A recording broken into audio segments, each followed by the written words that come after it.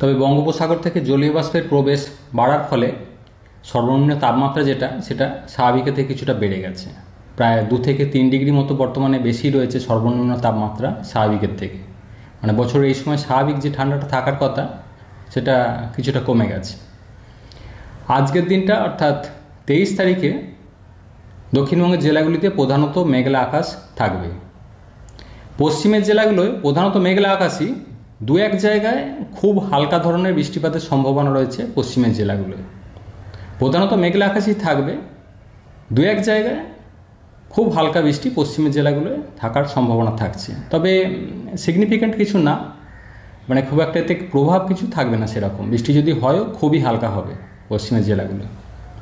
এছাড়া 24 থেকে 29 তারিখ প্রধানত শুষ্ক পরিষ্কার ওয়েদারই থাকবে দক্ষিণবঙ্গের জেলাতে। রাতের তাপমাত্রা যেটা বলা হলো, এখন যেটা চলছে স্বাভাবিকের থেকে 2 থেকে 3 ডিগ্রি মতো বেশি, এবং আগামী 1 সপ্তাহ মোটামুটি এইরকমই কন্টিনিউ করবে।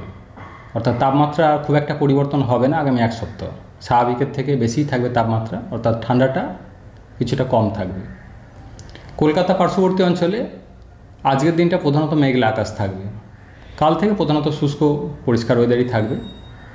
আর রাতের তাপমাত্রা, সর্বনিম্ন তাপমাত্রা কলকাতা পার্শ্ববর্তী অঞ্চলে মোটামুটি 17 ডিগ্রির কাছাকাছি থাকবে আগামী 1 সপ্তাহ, এবং দিনের তাপমাত্রা সর্বোচ্চ 26 থেকে 27 ডিগ্রির কাছাকাছি থাকবে।